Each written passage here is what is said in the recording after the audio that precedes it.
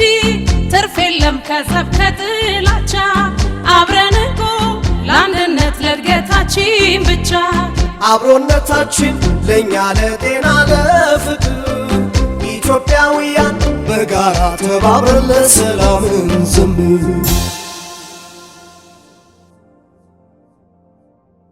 ሰላም ጤና ይስጥልን ውድ ተመልካቾቻችን እንደምን ሰምታችኋል? ይህ ኮከብ ሚዲያና ማስታወቂያ ከተወዳጁ ፋና ቴሌቪዥን ጋር በመተባበር የሚያቀርብላችሁ አብሮነት የተሰኘው ፕሮግራማችን ነው። እስከ ፕሮግራማችን ተመልካቾቻችን እንግዲህ ከዛሬው የአብሮነት ፕሮግራማችን ጋር አብሬያችሁ ቆይታ ማደርገው እኔ አስቴር ጣፋ ነኝ። በዙሪያዬ ልዩ የሆኑ እንግዶችን ይዘንላችሁ ቀርበናል። እንግዶቻችን እስቲ ራሳችሁን ለተመልካቾቻችን አስተዋውቁልን።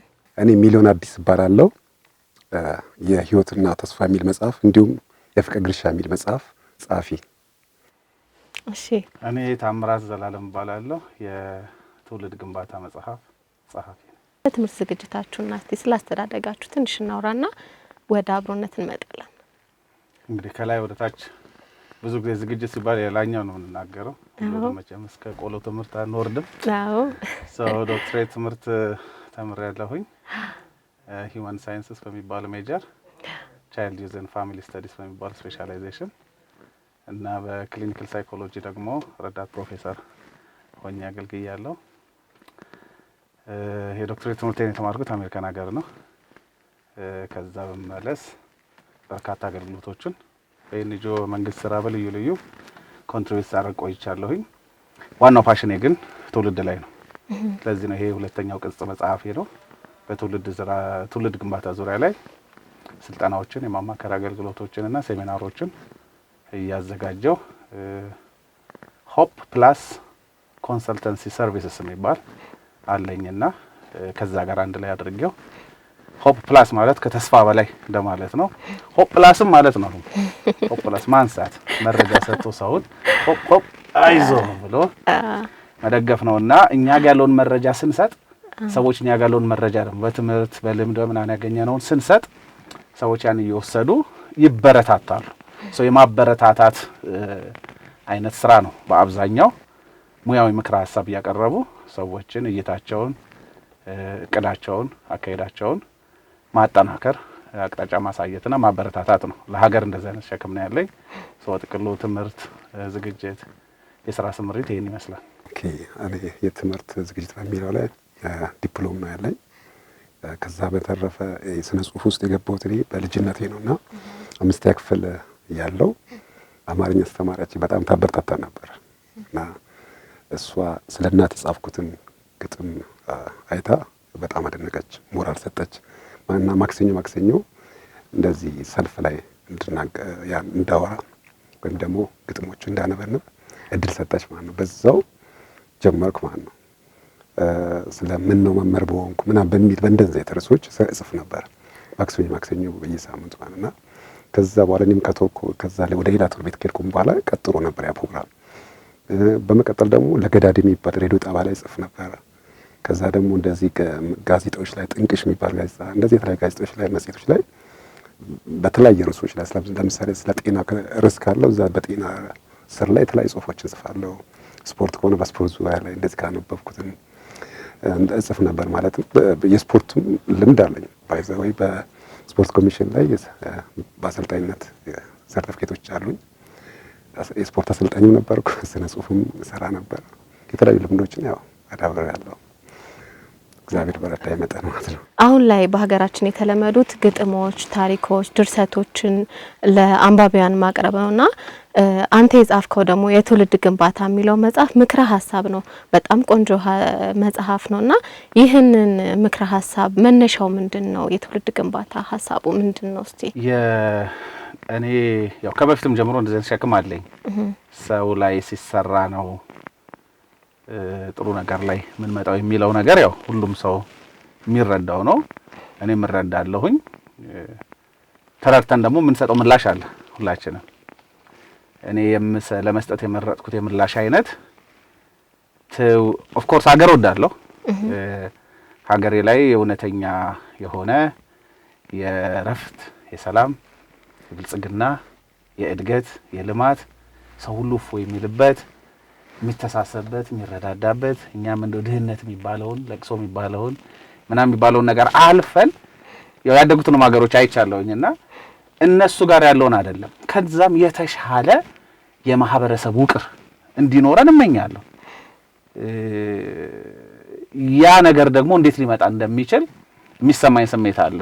ከትምህርት ዝግጅቴም ተነስቼ ካለፍኩበት የህይወት ሰርከምስታንስም እንደዚሁ ቀድቼ ይሄንን ብል ብዬ ነው እኔ መጽሐፌን ምክረ ሐሳብ ነው እንዳለ ቴክኒካል ምክረ ሐሳብ ነው። ዩኒቨርሲቲ አስተምር ስለነበረ ሳስተምር በትምህርቶች ማከል ቀልቀል እያደረኩኝ ያው ቢሄቪየር ሳይንስ ነው ዞሮ ሰው ከታች ጀምሮ ከጽንስ ጀምሮ እስከ ሞት ድረስ እንዴት ባሉ ሂደቶች ይሄዳል፣ እንዴት ይገነባል፣ እንዴት ያድጋል፣ መጥፎ ባህሪ ለምን ያሳያል፣ ጥሩ ባህሪ እንዴት ያሳያል ወዘተርፈ የሚሉትን ያው ሳስተምር የኖርኩት እሱ ነው።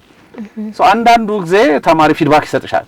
ዶ ቲቸር እኮ ይሄ ነገር እኮ እንደው በቃ በሆነ ነገር መልኩ ለህዝብ ቢደርስ እንደው ብትሰጠው ምናምን ይልሻል። ብዙ ከበፊት ጀምሮ እንግዲህ ወደ 10 ዓመት አካባቢ ነው እኔ ማስተማር ልምድ ያለኝና ሰማ ነበረ ብዙ አንድ ወቅት ላለሁኝ ግን በመጽሐፍ መልኩ ኮንትሪቢዩት ማድረግ አልነበር የሚመስለኝ የነበረው። እንደዚህ ሴሚናሮች ማዘጋጀት ለመንግስት የሥራ ኃላፊዎች፣ ለፖለቲካ የሥራ ኃላፊዎች፣ ለፖለቲካ ኃላፊዎች፣ ለልዩ ባለሙያዎች፣ ለነጋዴዎች፣ ለልዩ የማህበረሰብ ክፍሎች ዕውቀትን በሴሚናር መልኩ ሼር ማድረግ ላይ ነበር ብዙ ፓሽኔ ነበር። ኦፍ ኮርስ ወደዛ መምጣቴ አይቀርም እየመጣሁኝም ነው ዝግጅት ጨርሻለሁኝ። ግን መጽሐፉ ቀደመ ሳላቀው ቅጽ 1 ወጣ ዛሬ 2 ዓመት አካባቢ። አሁን ደግሞ ቅጽ 2 ወጣ እና እንደዚህ የጸሐፊነት መስመሩን ልከተልም ያስመስለዋል። ወደ ጠየቅሽኝ ነገር ስመጣ ግን ብዙ ጊዜ ግጥሞች ይጻፋሉ፣ ስብስቦች፣ የግጥም ስብስቦች አንዳንድ ጥሩ በኢንተርቴይን እያደረጉ ቁም ነገር የሚያስጨብጡ አፕሮቾች ናቸው በአብዛኛው ያሉት። ቴክኒካል ምክረ ሐሳብን ለሀገር መሪዎች፣ ለተቋማት መሪዎች፣ ህፃናት ላይ ለሚሰሩ ትውልድ ላይ ለሚሰሩ ሰዎች ግን ብዙም የዛሬ አካዳሚክ ቡክ ነው የሚሆነው፣ ቴክስት ቡክ ነው የሚሆነው። ግን እንደዚህ አይነት ለሁሉም ሊደርስ በሚችል አይነት መልኩ ተቀርጾ ብዙ አይገጥመኝም እና ምናልባት በዛ በአይነቱ ለየት ሊል ይችል ይሆናል አላቅም። እንግዲህ አንባቢ ነው የሚሆነው እንትኑ። ግን ያን ለመስራት ያነሳሳኝ ያው ሀገር መውደድ ነው። ሁላችንም ይሻላል ብለን የምናስበውን አይደለም የምንሰጠው። እኔ ይሄንን ብታዩት ነው እያልኩ ያለሁት ለፖሊሲ መከሮች ውሳኔ መስጠት ለሚችሉ አቅጣጫን መቅረጽ ለሚችሉ ሰዎች ነው ሐሳቤን ሼር ማደርገው። እዚህ ጋር ይሄ ነው የሚመስለው ከታች ጀምሮ እንደዚህ ቢሰራ የኛ ሀገር የኛ ጉዳይ ከተወሰነ ዓመት በኋላ እንደዚህ አይነት ህዝብ ያለበት ይሆናል ነው። በተለይ ደግሞ ያ ስራ ህፃናት ላይ ሲሰራ ከታች ጀምሮ የሚያድጉ ህፃናት ላይ ሲሰራ ምን እንደምንሆን ያሳይና እንዴት ነው መሰራት እንዳለበትም አብሮ ይጠቁማል። ስትራክቸር ይጠቁማል፣ ሳይንሱ ምን እንደሚል ይጠቁማል፣ ሌሎች ሀገሮች ተሞክሮም እንደሚመስል ይጠቁማል። እንደዚህ ብሎ ምኞቴን ብቻ ነው ጎበዝ ትውልድ ላይ እንስራ ሳይሆን እንዲህ ነው የሚለው ሳይንሱ። ሰው ላይ እንዲህ ስንሰራ እንዲህ ይኮናል። ስለዚህ ልጆች ላይ እንዲህ እንስራና እንዲች ያለች የምታምር ሀገር እንፍጠር ነው። ያንን ኮንትሪቢዩት ከማድረግ አንፃር ነው እንግዲህ የጻፍኩት። የሚያነብሰው ወደፊት ይወዷል ብዬ አስባለሁ። ዶክተር ካነሳው ሀሳብ አንፃር እንደ ስነ ጽሁፍ ባለሙያም እንደ አንድ ዜጋም የትውልድ ግንባታ የሚለው ላንተ ምን ትርጉም ይሰጣል? ካንተ መጽሐፎች ህይወትና ተስፋ የሚላለ ስለ ፍቅር ጽፈሃልና እስቲ ጠቅለል አድርገህ ላንተ ያለውን ትርጉም ብትነግረን። ያው ትውልድና ግንባታ የሚለው ትልቅ ርዕስ ነው። ማለትም የትውልድ ግንባታ ማለት መሰረት ላይ ነው የሚሰራው ማለት ነው። ማለትም ቤት ያለ መሰረት እንደማይሰራ ውሃ ልክ ከሌለው ቤት ንፋስም ወጀብም ከመጣ በቀላሉ ይጥለዋል። ልክ አሸዋ ቤት እንደተሰራ ቤት ማለት ነውና በአለት ላይ የተሰራ ቤት ጎርፍ ይመጣ ንፋስ ይመጣ አይናወጥም። እና እነዚህ ልጆች በመልካም መሰረት ላይ ከተመሰረቱ ትውልዱ በመልካም እይታ ላይ በመልካም አስተሳሰብ ላይ ለምን ሰው ያሰበውን ነው በተግባር የሚኖረው ማለት ነው። ያሳባችን ውጤቶች ነንና እነዛን ልጆች በመልካም ሁኔታ ከቀረጽን ለምሳሌ ዛሬ እያጨድን ያለ ነው የበፊቱን ነው። በፊት የተዘራውን ዘር ነው ዛሬ እያጨድን ያለ ነው። በአሉታ የተመሰረተ ነገር ከነበር ከዚህ በፊት አሁን እያጨድን ያለ ነው መገዳደል፣ መጠፋፋት፣ መጠላላት፣ ዘረኝነት፣ አድመኝነት ልክ እንደ ቅርጫ መከፋፈል እና ይህ ነገር ያመጣው የበፊቱ የተዘራው ይመስለኛል። እና አሁን ደግሞ ምን ዘራው ከዶክተር ጀምሮ እኔም ጀምሮ አሁን ምን ዘራው ለወደፊቱ ለሃርቨስት ለምናረጋው ወሳኝነት አለው። ልክ እንደሱ ሌሎችም የሚጽፉ ሰዎች በዚህ ዙሪያ ላይ በእንደዚህ የተላይ ሁሉም በየሚዲያው እናንተም በአብሮነት ትልቅ ርዕስ ነው። ሁሉም በየዘርፉ በተሰጠው ጸጋ ቢያገለግል ትውልድን በደም ሼፕ ማድረግ እንችላለን፣ ብሬን ዋሽ ማድረግ እንችላለን። አይምሮ የታደሰ ትውልድ፣ ጥሩ ራዕይ ያለው ትውልድ። ራዕይ የሌለው ህዝብ መረን ይሆናል ይላል መጽሐፍና መረን ማለት በቃ ምንም የተጨማለቀ ትውልድ ማለት ነውና ያ እንዳይሆን መልካም ትውልድ እንገነባ የሁላችን የቤት ስራ ነው። ሰው ዘራውን ያንን ነው የሚያጭደው። በቆሎ ከዘራ በቆሎ ነው የሚያጭደው እንጂ ስንዴ አያጭድም። ስለዚህ ዛሬ ክፋት ከዘራን ነገ የምናጭደው ምንድነው? ክፋትን ነው። ዛሬ መልካም ከዘራን ነገ መልካም ነው የምናጭደው። ስለዚህ መልካም መዝራት አለብን እና ትልቅ አመላከት ነው። የራሱ ደስ ይላል። እንግዲህ ሁለቱ መጽሐፎች ላይ በጣም ብዙ ርዕሶችን አካተሃል፣ ዳሰሃል። ፍቅርንም፣ አንድነትንም፣ ሀገርንም፣ ልጅነት፣ ወጣትነት፣ ሴትነት በአብዛኛው ብዙ የዳሰስካቸው መስኮች አሉና ከዚህ ውስጥ አንዱን እንጋብዛቸዋለን ብለኸኝ ነበር ለተመልካቾቻችን። እስቲ ወደ እሱ እናምራ።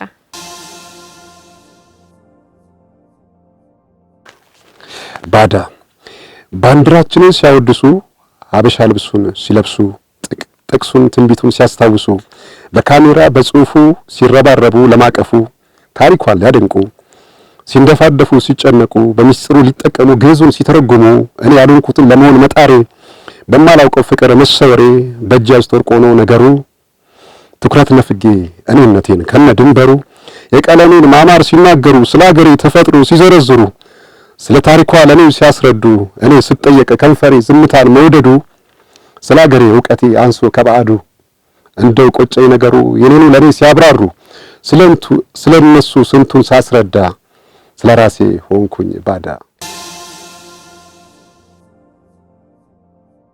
ይህ ትውልድ ግንባታ ሁላችንም ጋር ያለ ሲሆን ልክ እንዳንተ ሁላችንም የሚሰማንም ልናጠነክረው የሚገባ ነገር ስለሆነ ነውና ይህ ከዚህ ከትውልድ ግንባታ ጋር አያይዘን ትውልድን ስንገነባ ከሀገር ነው፣ ከቤተሰብ ነው፣ ከትምህርት ቤት ነው ብለሃል መጽሐፉ ላይና ይህ ነገር አሁን ካለው ሀገራዊ ነባራዊ ሁኔታ አንፃር ምን ያህል ያስኬደናል? ምን ይፈልጋል? አልሞ መነሳት ይጠይቃል። በደንብ እንደው ዝም ብሎ የሆነ ነገር ሲመረን የምናነሳው ጉዳይ አይደለም። የትውልድ ግንባታ ርዕሰ ጉዳይ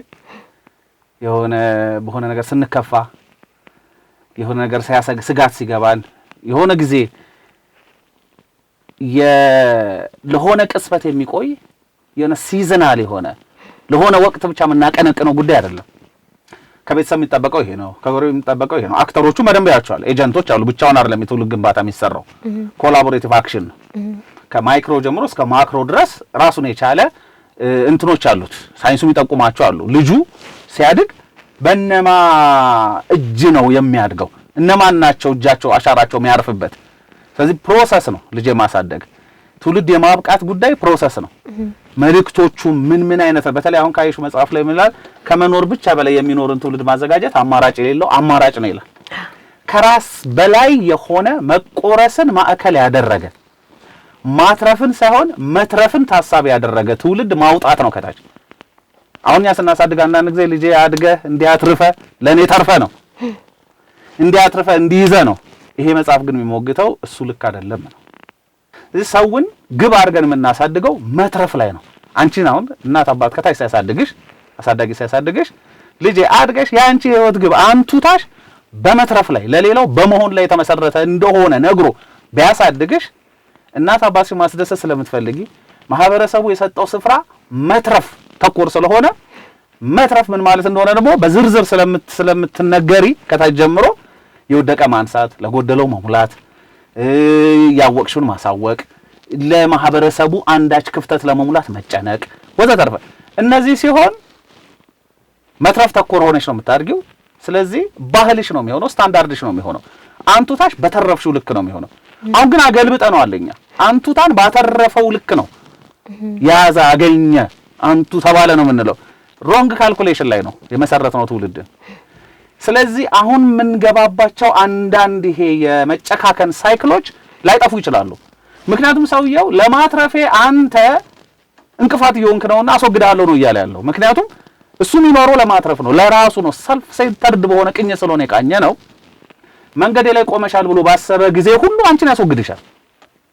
ምክንያቱስ ግቤ መያዝ ነው ብሎ ነው፣ ማግኘት ነው። አንቱታ ማገኘው ባገኘው ቁጥር ነው፣ በያዝኩ ቁጥር ነው ብሎ የተቃኘበትን ስበና ነው ሱራን የሚያደርግ ያለው። ስለዚህ አንቺ ለዛ እስካልጠቀምሽው ምን እስካላልሽው ድረስ አንቺ ትሬት ነሽ ለሱ። መትረፍን ግን ከታች ጀምሮ መቆረስን ግን ለሌላው መሆንን ግን የአንቱታ ጥግ አድርገን መለኪያ ማሳያ አድርገን ቀርጸን ቢሆን ኖሮ የሰው ጭንቅላት መቀረጽ ይችላል። አሁን እኛ የተቀረጽነው በሌላው ስሌት ስለሆነ ዘአዘር ወይ ራውንድ ማሰቡ ስለሚከብደን ነው እንጂ እኔ አሁን ራሴን በጾታ ሴት አድርጌ ማሰብ እንደሚከብደኝ ያህል ሊከብድ ይችላል ይሄኛው ማለት ነው ሐሳቡ። ምክንያቱም ኖርማል ተብሎ የተነገረን ነገርን ነው እሱ ኖርማል አይደለም፣ እሱ ሁለተኛ ነው፣ አንደኛ መሆን የነበረበት ይሄ ነው የሚለው።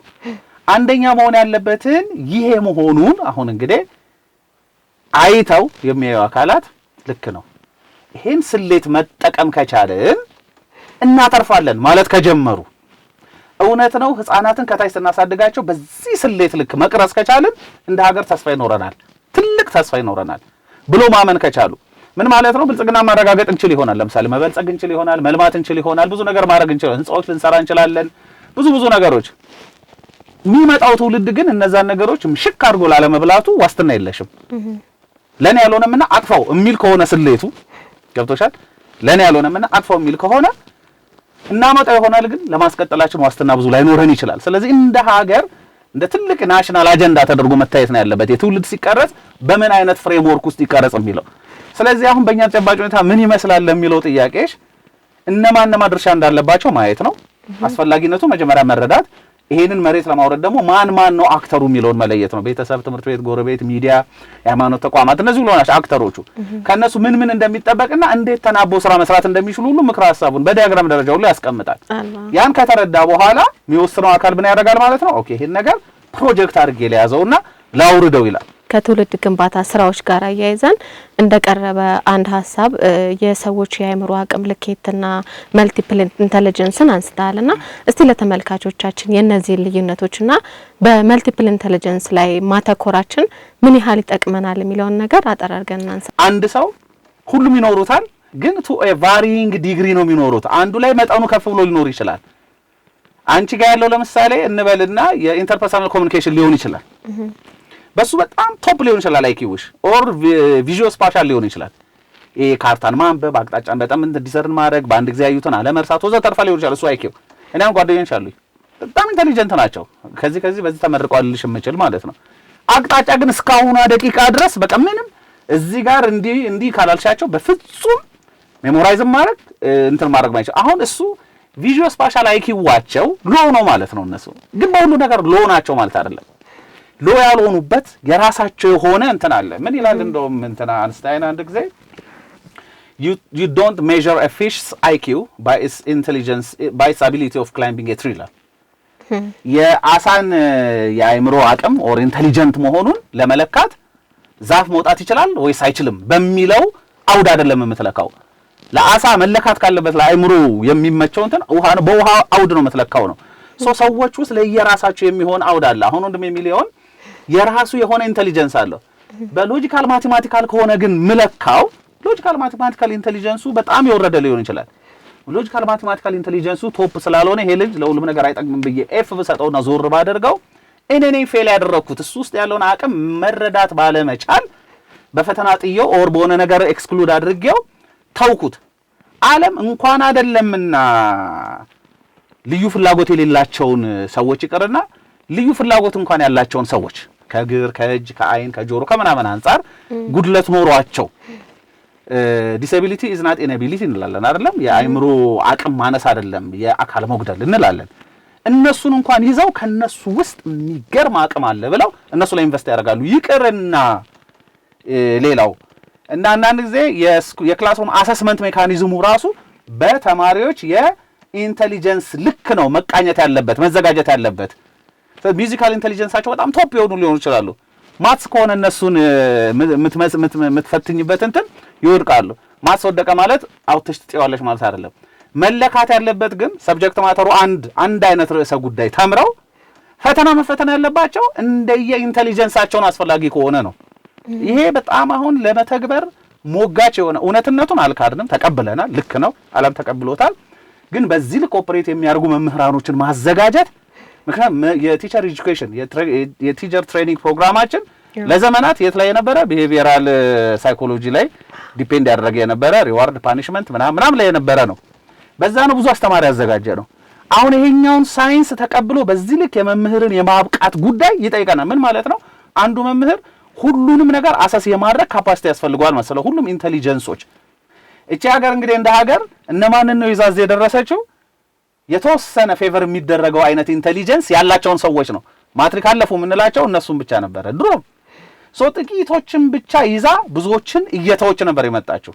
አሁን ግን አቃፊ የሆነ አካታች የሆነ ሁሉንም እንደየአውዱ ኢንተርቴን ማድረግ መቀበል ማቀፍ የሚችል አይነት የክላስሩም ማኔጅመንት የፔዳጎጂ ሊትሬቸሮች በደንብ እየበለጸጉ ነው የመጡ ያሉት እና እኔ መጽሐፌ ላይ አርጊው ያደረኩ ያለሁት አንዱ ፖይንት ስላነሳሁት ነው። ተስፋ እንዳንቆርጥ ነው። በአንድ አይነት መንገድ ብቻ ልጆች ላይ ሰርተን ያ ቶሎ ለውጥ አላመጣ ሲል ፍረስትሬት እንዳናደርግ ልጁ ውስጥ ያለው ሌላ አይነት ሊሆን ይችላል። ስለዚህ ያን በመረዳት ለልጁ ሊሆነው በሚችለው አይነት መልኩ ጭንቅላት መቃኘት ከቻለ መሰራት ከቻለ ከጭንቅላት ውስጥ ብዙ አይነት ነገር ማትረፍ ትችላለች ሀገር ነው። የሚጣል የሚባል ጭንቅላት የለም። ብዙ የጥናት ጽሁፎች አሉን በየዩኒቨርሲቲው በየኮሌጁ በየቦታው ጥናታዊ ጽሁፎች አዳዲስ ግኝቶች ያሏቸው ጥናታዊ ጽሁፎች አሉን። እነሱ ጽሁፎች ግን ሼልፍ ከማሞቅ የዘለለ ፋይዳ የላቸውም። አሁንም ቢሆን የኛ ስጋት የሆነው ይህንን የሚያክል ትልቅ ሀሳብ ያለው መጽሐፍ ወደ ተግባር የሚተገብረውን ስንጠብቅ እንዳያልፍብን ነውና እንደኛ ሀሳብ ዶክተርም እንደገለጽከው እያንዳንዳችን የየራሳችንን ሚና ብንወጣ የኔ ልጅ በጥሩ ስብዕና ካደገ አብሮት ያለው ሰው በዛው ልክ ያድጋል። እኔ የራሴን ድርሻ ከተወጣው ዶክተርም የራስን ድርሻ ትወጣለ። ሁላችንም የየራሳችንን ድርሻ ስንወጣ መንግስት የሚያስተዳድረው ሰውን እንደመሆኑ ሰው ደግሞ በትክክል ራሱን ከቀረጸ አንድ ስራም ይቀላል፣ ሁለት የየራሳችንን ድርሻ እንወጣለን ብዬ አስባለሁ። ከዚህ ጋር ከዚህ ከትውልድ ግንባታ ጋር ሀሳብ ሳንወጣ ትውልድ የምንገነባው በመጽሐፍ ብቻ ሳይሆን በተለያዩ የሶሻል ሚዲያዎች ነውና ሚሊ ወደ አንተ ልምጣና በማህበራዊ ገጾች ላይ በጣም ታላላቅ ሰዎችን ሊቀይሩ የሚችሉ ትውልድን ሊቀርጹ የሚችሉ ስራዎች ትሰራለህ። እነዚህ ስራዎች ምንድናቸው? በምን መልኩስ ነው እያስተላለፍክ የምትገኘው? በብዛት መነሻዬ መዝሙረ ዳዊት ምዕራፍ 1 ቁጥር 1 ላይ ያለ ምስጉን ነው በክፎች ምክር ያልሄደ በዋዘኞች ወንበር ያልተቀመጠ ይልና ወርታች በዋዳ እንደተከለ ዛፍ ይሆናል በነገሩ ሊከናውንለታል። እና መልካምነት በመንፈሳዊም በዓለማዊ መልካም አመለካከት መልካም ነገር ወደ አንቺ ይስባል። ማግኔት ብረትን እንደሚስብ ሁሉ የሚያሳብ ነገር አለና አንድ ፈረንጆች ማጂክ ወርድ የሚሉት አለ ቴንክ ዩ ሶሪ ኤክስኪውዝ ሚ እንደነዚህ አይነት ቃሎች ያንን ሰው ልትጣይ የነበረውን ሰው ልትደፋደብ የነበረውን ሰው እንድትጨብጭው የሚያደርግበት አቅም አለው። በሀገራችን ደግሞ መልካም ምላስ ቁጣን ታበርዳለች እንደሚባል ማለት ነው። ሊደባደብ የነበረው እንዲያቅፍ ያንደረድረዋል። እየተግደረደረ ቢሆን እንዲያቅፍ ያደርገዋል ማለት ነው። ያን ያህል ፓወር አለውና መልካምነት ላይ በብዛት የተመሰረቱ ጽሁፎችን ነው የምጽፈው በጽሁፍም በዶክመንተሪ መልክና ትህትናን የመንፈስ ፍሬ የሚባሉ ትህትና፣ ፍቅር፣ ትዕግስት ባለመታገሳችን ነው አይደል ቤት የምናቃጥለው፣ ባለመታገሳችን ነው መኪና የምናቃጥለው፣ ተመልሰን እኛ የምንጠቀምበትን ነው እንደዚህ ያደርግን ያለ። በእነዚህ የተወሰኑ ዓመታቶች ውስጥ ያየናቸው ነገሮች አብዛኛው ትዕግስት የማጣት ውጤት ነው። ስለዚህ ትዕግስት ላይ ልጽፍ እችላለሁ፣ ፍቅር ላይ፣ ታማኝነት ላይ፣ ራስን መግዛት ላይ፣ ራስን መቆጣጠር ላይ። ለምን ፍቅር ምን ይታገሳል? እየበደልሽው፣ ያስቀየምሽው፣ ያሳዘንሽው ብዙ ነገር ያደረግሽው ምን ያደርጋል? ይታገሳል። አጸፋው መስጠት አቅቶት እኮ አይደለም። ያ አጸፋ ግን ምንድነው? ወይ እስር ቤት ነው የሚያጋጥመው፣ ብዙ ነገር መስራት ሲችል ይታሰራል፣ ወይ ሰው ሊገድል ይችላል፣ የሱንም የቤተሰቡን ሕይወት ሊያበላሽ ይችላል። ስለዚህ በትዕግስት ውስጥ ብዙ ነገሮችን ያገኛል፣ ያተርፋል። እና ትዕግስት ደግሞ መራራ ነው ፍሬው ጣፋጭ ነው ይባላል። ስታዩ አይመስልም፣ ግን በጣም ፍሬያማ ትሆኛለች በትዕግስት ማለት ነው። በትዕግስት የምትጠብቂው ነገሮች ማለት ነውና እንደዚህ በእንደነዚህ በመንፈስ ፍሬ ዙሪያ ላይ እጽፋለሁ። ለምሳሌ እንዲደረግልህ የማትፈልገውን አንቺ ላይ እንዲደረግ የማትፈልጊውን ሰዎች ላይ አታድርግ። ያም መጽሐፍ ላይ ያለ ማቴዎስ ወንጌል 7 ላይ ምዕራፍ 7 ላይ ያለ ነውና እንዲደረግልህ ለአንቺ እንዲደረግልሽ የምትፈልጊው ጎልደን ሎ የሚባል ማለት ነውና ወርቃማ ሕግ ነውና አንቺ ላይ ሰዎች እንዲሰርቡሽ፣ እንዲያዋርዱሽ፣ እንዲያንቋሽሽ የማትፈልጊ ከሆነ አንቺም ሰዎች እንደዛ ማድረግ የለብሽም። ለሰዎች መልካም አመለካከት ሰዎች እንዲያደንቁሽ የምትፈልጊ ከሆነ አንቺ ማድረግ መቻል አለብሽ። ያን ስታረጊ ለምሳሌ አንቺ ሰዎች እንዲያጨበጭቡልሽ የምትፈልጊ ከሆነ አንቺ ማጨብጨብ መጀመር አለብሽ ማለት ነውና ያን ያረግሽውን ነው መልሰሽ የምታዝየው። ያ ማለት እንግዲህ በመንፈሳዊም ባህለዋማዊም የሚያስኬድ ሕግ ነው። ስለዚህ እኔ ላይ እንዲደረግ ማልፈልገውን ሰዎች ላይ ምን አላደርግም ማለት ነው። እና ፖዚቲቭ ቲንኪንግ ዘ ቤስት ፖሊሲ እንደሚባለው የተሻለ ተግባር ነው መልካምነት ማለት ነው። እና እዛ ላይ ነው በብዛት ነው የምጽፈው። ይህ ትውልድ ግንባታ ሊተገበርባቸው የሚችሉት ምህዳሮች ምንድናቸው? አሁን በዝርዝር ተገልጸዋል። ለተመልካቾች አጠር ባለ መልኩ ብናስረዳቸው። ቤተሰብ ጋራ ይሄ መሰራት ይችላል። ጎረቤት ጋራ ይሄ መሰራት ይችላል። ትምህርት ቤት፣ ሃይማኖት ተቋማት፣ ሚዲያ፣ የንግድ አካላት፣ ግብረሰናይ ድርጅቶች እያለ ጤና ተቋማት እያለ እያንዳንዳቸው ድርሻ ምን ሊሆን ይችላል? አሁን ልጁ ከነዚህ ጋር ቀጥተኛ ግንኙነት ላይኖር ይችላል። ለምሳሌ ስራ ቦታ ወላጆች ናቸው ያሉት። ስራ ቦታ ነው አንቺ ለምሳሌ እንበልና 4 ዓመት ጻ ልጅ ቢኖርሽ ኦር 2 ዓመት ጻ ልጅ ቢኖርሽ እኔ ስራ ቦታ ላይ ተጽዕኖ ባደርግብሽ አንቺ ስራ ቦታ ላይ የደረሰብሽ ተጽዕኖ ኢንዳይሬክትሊ ልጁን አፌክት ያደርገዋል። ስለዚህ በቀጥታ ሳይሆን በተዘዋዋሪ ከልጆች ጋር የሚገናኙ ተቋማት አሉ። በቀጥታ ሳይሆን አባት እናት ጦር አሳዳጊ ኢንፍሉዌንስድ በመሆናቸው በበጎ ኦር በአሉታዊ ተጽዕኖ ሲፈጠርባቸው ያ ተጽዕኖ የተበሳጨ አባት ሲገባ ቤት ውስጥ የተበሳጨች እናት፣ ልቧ የተሰበረ ያዘነች፣ ገበያ የጠፋ የተቋረጠ ስትገባ ልጁ ጋር ስለዚህ ያ ዲሲሽናችንም እያንዳንዳችን ነገር እንዴት አድርጎ ከልጅ ጋራ ሊገናኝ እንደሚችል በሚያሳይ አይነት መልኩ ምህዳሮቹ ተዘርዝረዋል እዛ ጋር። ስለዚህ ውሳኔያችን ራሱ ወደፊት እንደው መቼም ፈጣሪ ከረዳንና ጥሩ መግባባት ላይ ከደረስን እያንዳንዱ ዲሲሽን በስተጀርባ ቤት ውስጥ ያለ ህፃን ልጅ ኦዲት ተደርጎ ምን ያህል ልጅ አለ፣ ምን ያህል እድሜው ነው፣ ስለዚህ እዚህ ጋር የምናስተላልፈው ውሳኔ እንዴት አድርጎ በተዘዋዋሪ ልጁን የነገ ህይወቱን ይጎዳል በሚል ጭምር ታሳቢ ተደርጎ ምን ሄድበት ቀን የሚመጣ ይመስለኛል። አሁን ግን we don't really care ማን ነው እዛ ጋር ያለው እንዴት ነው የሆነው ምናምን አይደለም። የሆነ ነገር እናደርጋለን። ያ የምናደርገው ነገር ነገ ወንጀለኛ ልጅ ለመወለዱ ለመፈጠሩ ምክንያቱም ውሳኔ ስንወስን ልጁን ከግምት አላስገባ ነው። እናቱን ብድግ አድርገን እስር ቤት ከተናል ወይ አባቱን ብድግ አድርገን እስር ቤት ከተናል። ወተት ያገኘ የነበረው ልጅ ወተት ማግኘት አቁሟል። ስለዚህ ይራባል፣ ይጠማል፣ ያለቅሳል። ለቅሶን ይለምደውና አንገር ይዞ በውስጡ ያድጋል። እኔ በተሰቃየሁባቸው ዓመታት እኔ በተሰቃየሁባቸው ጊዜያቶች ላይ ማህበረሰቡ ምንም መልስ አልሰጠኝም ነበርና ዛሬ እኔ ለማህበረሰቡ አይ ዶንት ኬር የሚል ልጅ ነው። ፕሮግራም ነው እያደረግን ያለ ነው። እያንዳንዱ ውሳኔያችን እያንዳንዱ እርምጃችን ልጁን በአሉታዊ ወር ደግሞ አዎንታዊ መልኩ ከመቅረጽ አንፃር ትርጉም ይሰጣል። ተስፋዎች አሉ። ሂር ኤንድ ዜር በጣም ደሳስ የሚሉ የማይናቁ ተስፋዎች አሉ፣ ሙከራዎች አሉ። የህፃናት ምገባ ፕሮግራሞች፣ የትምህርት ቤት ምገባ ፕሮግራም ታያለሽ። የቀዳማይ ልጅነት ህፃናት ላይ የሚደረጉ ኢንቨስትመንቶችን ታያለሽ፣ ጥረቶችን ታያለሽ። ሂር ኤንድ ዜር ኤፈርቶች አሉ።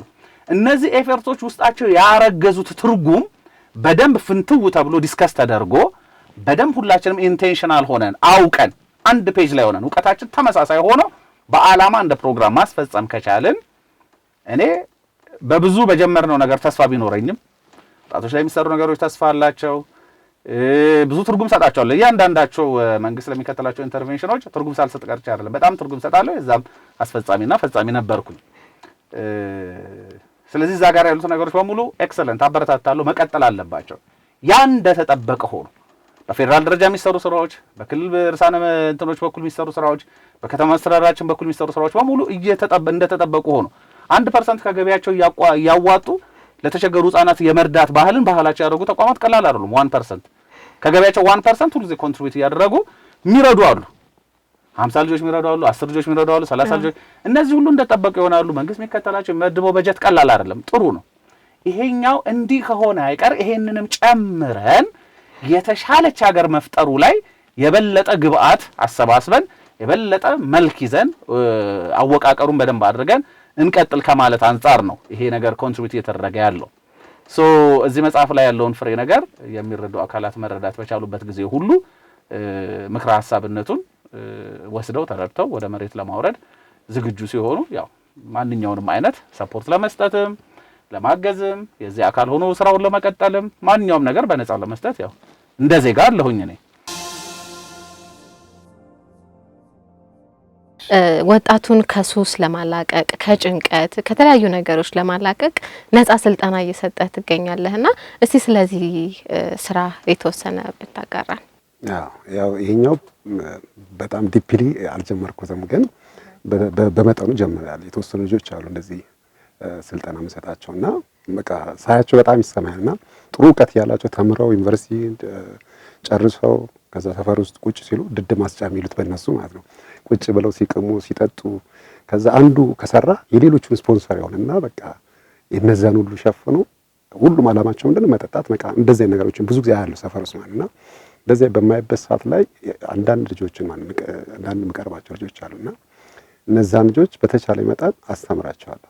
ማለትም አብሬ እያዋልኩ ያው ሰው ውሉን አይደል የሚመስለው በቃ ቤት ባለው ሰዓት ሰፈር ባለው ሰዓት አብሬ በመዋል እንዲያነቡ መጽሐፎችን በመስጠት የተለያዩ ካውንስል በማድረግ በመምከር ትምህርቶችን በመስጠት ማለትም ስለራሱ ያለውን አመለካከት ራስን ሁን ከሚል ጀምሮ ማለት ነው ራሱን እንዲሆን ስለራሱ ደግሞ አነስተኛ ግምት ያለው አላል ስለራሱ ያለውን አመለካከት እንዲያስተካክል አሉታዊ አመለካከት እንዳያስብ አዎንታዊ የሆነ አመለካከት እንዲያይ።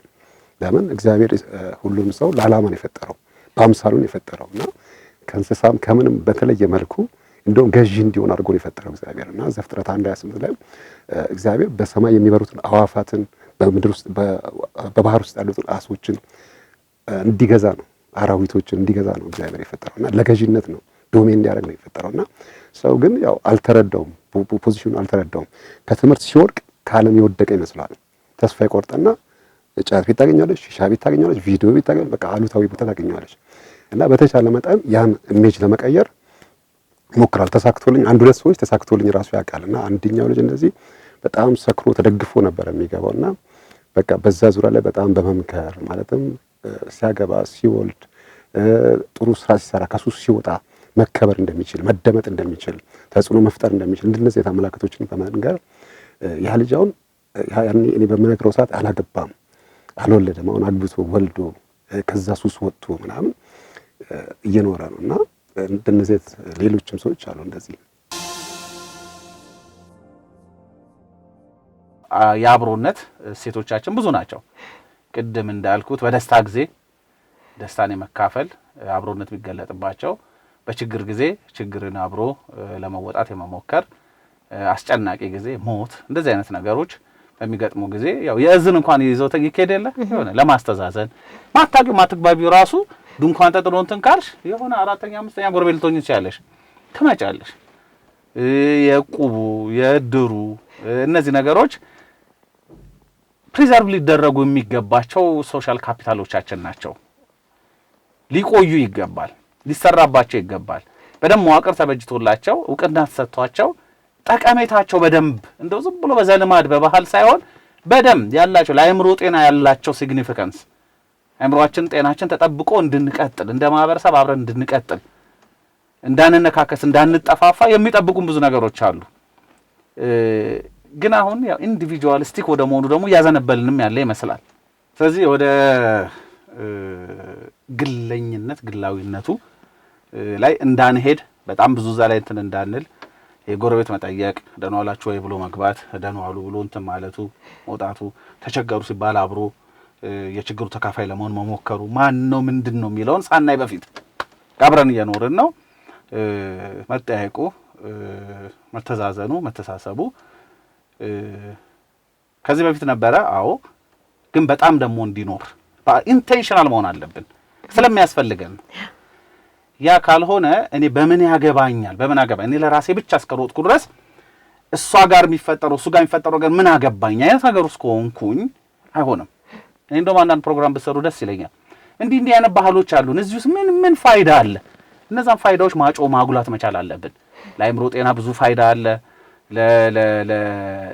ለአንድነትና ለመተሳሰብ ለኢኮኖሚ ለብዙ ነገር ፋይዳ ያላቸው እኛ ጋር ዩኒክ ናቸው ብዬ ማስባቸው ነቁብና ነድር ሳይቀሩ ጥሩ ባህሎቻችን ናቸው፣ መቀጠል አለባቸው። ወጣቶች እምቅ ኃይል ሀገርን የሚቀይር ትልቅ ችሎታ ያላቸው ናቸው። እነሱ ላይ መስራት ደግሞ ቅድም እያወራ እንደነበረው ትውልድን እየገነባን ያለ ነው። ይሄ ትልቅ ስራ ነው፣ ተጠናክሮ ሊቀጥል የሚገባ ስራ ነውና ከዚህ ነገር ጋር አያይዘን አብሮነታችን ስንል እንግዲህ መቻቻል፣ ፍቅር፣ አንድነት የሚያካትት ነው። የኛ የአብሮነት ፕሮግራምም ይህንን ከማጎልበት አንጻር ሰፊ ስራ እየሰራ እንገኛለንና ይህንን እንደ ሀገር እንዴት ማጠናከር እንችላለን ብለህ ታስባለህ? ያው እናንተው ሚዲያው አብሮነት የሚለው ራሱ ትልቅ ነገር ነው። ለምን በህብረት ውስጥ ነው ኃይል ያለው፣ በህብረት ውስጥ ነው ተጽዕኖ መፍጠር የምንችለው። ፍየል ነው በባህሪዋ የመለየት ባህሪ ያላት፣ የመነጠል ባህሪ፣ ብቻዋን መብላት ብቻዋን መጠጣት። በግ ደግሞ ስታየው ህብረት አለበት። በቃ ፖዚቲቭ ነገር ታይበታለች በግ ላይ ማለት ነው። አብሮ ሲበላ አብሮ ሲጠጣ በስነ ስርዓት ሲሰማር፣ ያኛው ደግሞ ፍየሉ ስታዩ ሰው ማሳ ላይ ሲገባ ታያለች፣ ተንኮል ሲሰራ ታያለች። እና ያኛው የበጉ ባህሪ መልካም ባህሪ ነው፣ የመነጠል ሳይሆን አብሮነት ያለበት ነው። እና ወደ አብሮነት መመለሱ እንደ ድሮ አባቶች፣ እናቶች፣ አያቶች እንደነበሩበት ዘመን ለምሳሌ ድሮ የሙስሊም ነው የኦርቶዶክስ ነው ሳይባል የመጣውን ሁሉ እንግዳውን ካልጋ ወርዶ መሬት ላይ ተኝቶ እሱ ያኛውን አልጋ ላይ ሊያስተኛው ይችላል፣ እግሩን ሊያጥበው ይችላል፣ እሱ ያልበላው ምግብ ሊያስበላው ይችላል። እና እነዛ ሰዎች ሳይማሩ ሳይመራመሩ በየዋነት መልካም አቀባበል ሲያደርጉ አብሮ ሲበላ አብሮ ሲጠጣ ታያለች። ለአንድ ሰው ሁለት ሶስት እንጀራ ሲያቀርብ ታያለች። ካልተረፈ የጠገበ የማይመስለው ማህበረሰብ ነበር የነበረው። እና ያንን ነገር አሁን ከናንተ አሁን ከሚዲያ ጀምሮ ተጽዕኖ መፍጠር የምንችለው ቅድም ዶክተርም ያለ ነበርና ከሚዘፍኑት ጀምሮ ከሙዚቀኞች ከገጣሚዎች ጀምሮ በተለያየ ሚዲያ ቶክ ሾው ከሚያዘጋጅ ጀምሮ አብሮነትን የሚሰብኩ ደግሞ ያ የምንሰብክ ብቻ ሳንሆን የምንኖር የሰበክነውን የምንኖር ሰዎች የፈለገ ሌቭል ላይ ብንሆን የወሬ ሰው ብቻ መሆን የለብንም። አካል እስካለበሰ ድረስ አስቸጋሪ በቃ ከንቱ ድካም ነው የሚሆነው ማለት ነው። ከንቱ የገደል ማሚቱ አይነት ማስተጋባት ነው የሚሆነው። አካል ከብዙ መልካም ንግግር ይልቅ በተግባር የተፈጸመ ጥቂት ነገር ቢሆን ይበልጣል ማለት ነውና አብሮነት ወሳኝ ነገር ነው። በዛ ዙሪያ ላይ ማለትም በፊትም አብረን ስንበላ አብረን ስንጠጣ ነበረ። አሁንም አብሮነት የሚለው ነገር ያንዱ ህመም ለአንዱ ህመም ሲሆን ማለት ነው። ያንቺ ቁስል የኔ ቁስል ሲሆን በሰው ቁስል ላይ እንጨት መስደድ ሳይሆን የኔ ቁስል አይነት እንዲሰማኝ አይነት መሆን አለበት። እኔ ያ አብሮነት ደስ ይለኛል። ዶክተር በስተመጨረሻ ማስተላለፍ የምትፈልገው መልእክት ካለ? ትምህርት ቤቶቻችን በእንደዛ አስባሽ እስከ ዝም ብለን እናስበው።